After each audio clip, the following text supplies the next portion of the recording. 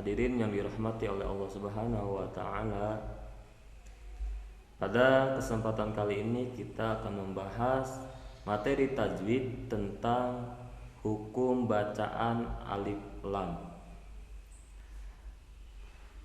Alif lam itu biasanya berada di awal kalimat atau awal kata di dalam Al-Qur'an. Nah, cara pelafalannya alif lam ini ada dua versi. Yang pertama ada alif lam qomariyah.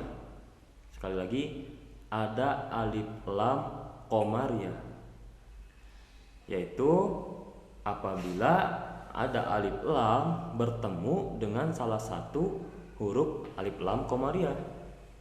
Nah, catatannya kita harus tahu apa saja huruf-huruf yang termasuk dengan ke dalam huruf alif lam qomariyah. Cara menghafalnya kita mulai dari hamzah. Hamzah, ba, jim, ha, kha, ain, ghin, fa, qaf, kaf. 10. Kemudian mim, wawu, ha, ya. Saya ulangi, huruf alif lam qomariyah semuanya ada 14. Yang pertama hamzah, ba, karena ini berdekatan kita sebutkan di awal, hamzah, ba. Kemudian 3 huruf yang berdekatan, jim, ha, kha. Kemudian ain, ghin, fa, qaf, kaf. Tinggal sisanya yang 4, mim, wawu, ha, ya. Itu huruf alif lam qomariyah. Cara pelafalannya, cara mempraktikannya, maka cara membaca alif lamnya itu dengan cara diidharkan atau dijelaskan. Jadi bunyi lamnya itu ada.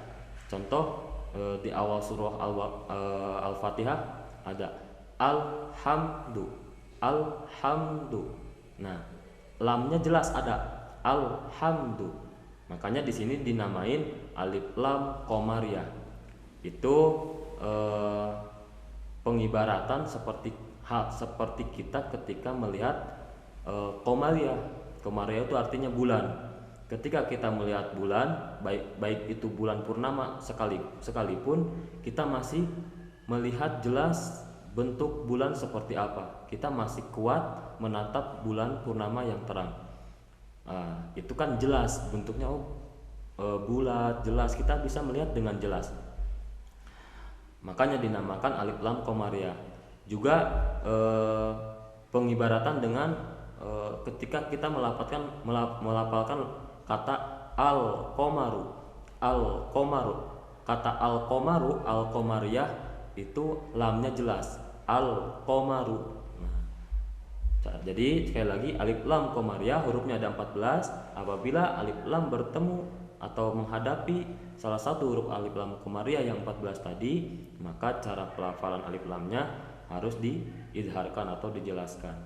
Sebagaimana disebutkan dalam kaidah, lillami al-halani qoblal ahrufi ulahuma idharuha fal ta'rifi qablar ba'in ma'asyaratin khud'i ilmah min ibagi hajjaka wa khab aqimah. Nah, bait yang terakhir ini itu kumpulan huruf-huruf alif lam qomariyah. Ibagi hajjaka wa khab aqimah. Bila kita rinci, semuanya ada 14 yang disebutkan tadi di awal. Itu alif lam qomariyah. Kemudian bacaan alif lam yang kedua yaitu alif lam syamsiyah. Ini bila tadi qomariyah penamaannya dari kata al-qomariyah itu terjemahnya adalah bulan, sedangkan sekarang syamsiyah berasal dari kata asyamsu yang mana terjemahnya yaitu matahari. Artinya kita analogi lagi, ketika kita melihat matahari saat bersinar terang, kita tidak akan kuat, tidak akan mampu untuk melihatnya dengan jelas. Pasti akan samar-samar. Bahkan kita mungkin akan merasa rabun, berkunang-kunang. Itu analoginya. Nah, itu sama halnya seperti ketika kita melafalkan atau mengucapkan hukum alif lam syamsiah, karena alif lamnya akan dibaca idgham atau tidak akan jelas, tidak akan ada lagi bunyi lamnya. Kenapa? Karena dimasukkan ke huruf alif lam syamsiah. Nah, catatannya apabila ada alif lam bertemu salah satu huruf alif lam syamsiah, maka cara melafalkannya, cara membacanya yaitu dengan cara diidghamkan. Huruf alif lam syamsiah juga ada 14, yaitu kita urutkan kembali: ta, sa, dal, zal, ro, zai, sin, shin, sod, dod, to, zo, lam, nun. Jadi hurufnya semua ada 14. Cara membacanya yaitu alif lamnya diidghamkan atau dimasukkan ke huruf alif lam syamsiah itu sendiri.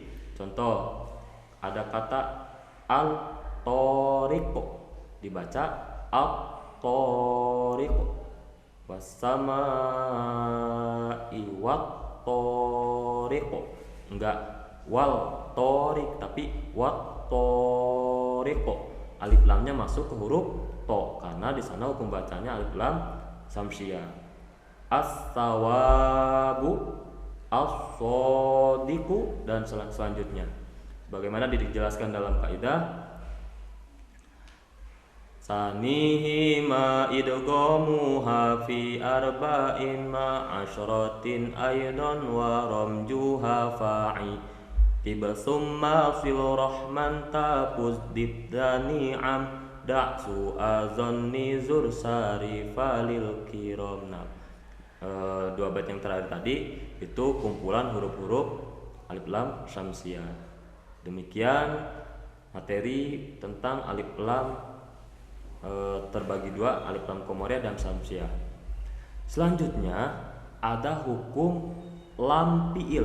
Jika tadi gabungan antara alif dan lam, alif lam itu nanti kalau kita di bab nahwunya nanti bab ma'rifat nakiroh ya. Nah, sekarang ada lam fiil. Ini khusus membahas ketentuan yang ditujukan untuk huruf lam yang berada pada kalimat fi'il. Nah, baik itu fi'il madi, fi'il mudhari ataupun fi'il amar. Nah, untuk ketentuan apa itu fi'il itu bagian fan ilmu shorof ya nanti. Kita akan fokus ke huruf lamnya dari segi pembacaan di dalam Al-Qur'an. Ketika terdapat huruf lam pada kata fi'il, baik itu fi'il madi, mudhari ataupun amar, maka cara membacanya harus diizharkan, harus dijelaskan. Contoh, qul huwallahu qul.